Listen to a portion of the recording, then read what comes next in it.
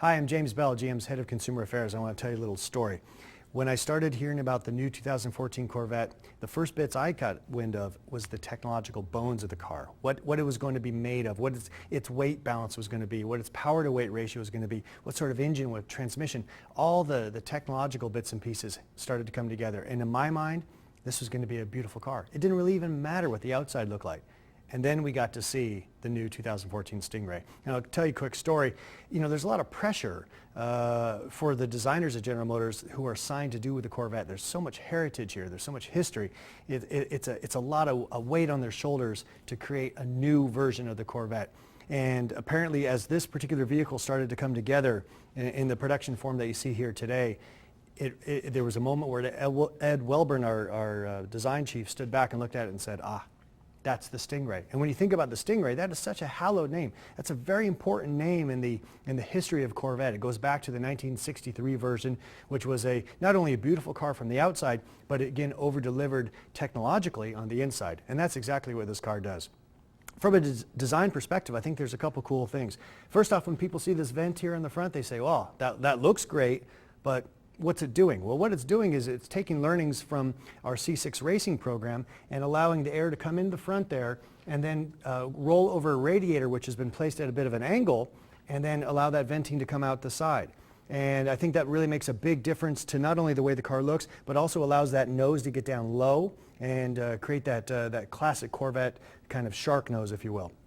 Come along the side, you've got more venting here. It looks beautiful, but also relieves a lot of pressure here in the wheel well. Again, contributing to aerodynamics. Aerodynamics means the car sliding through the air cleaner, which means it's getting better fuel efficiency, which we'll talk about in a second. And then you come along the back here, you've got this vent. This is somewhat controversial at the Detroit Auto Show when the car was introduced until people learned what it's doing. It's basically drawing a great amount of air through here when you're at speed, and then venting it when it gets hot out here in the back. That's allowing cooling of the rear brakes and also for the transmission and differential. So not only are these design cues beautiful to look at and really make the car stand out and look attractive, but also contributing greatly to the technological prowess of the car.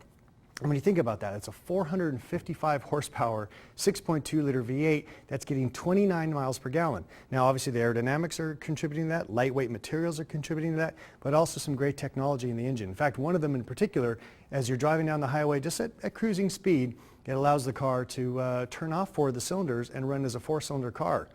Of course, the fun part is that all that power is just underneath your foot when the road opens up again. And the last point I want to call out is the fact that the C6 Corvette, while it was a nice looking car, it had a great amount of power, it really over-delivered from the performance to dollar ratio, if you will. On the inside, it was lacking. And that was a very fair criticism that owners and the press all had about the car. Well, I think with this new C7, that criticism is gone. I mean, you've got an interior here that's very attention to detail is very similar to something you'd see from Porsche or Audi, and that's a big bogey for this car. It has to not only over-deliver in the classic performance sense as a Corvette should, but now also over-deliver on the inside. I mean, this is where we live with the car. This is where the relationship is established with the car, and I think this new 2014 Corvette Stingray is really going to make a lot of good friends.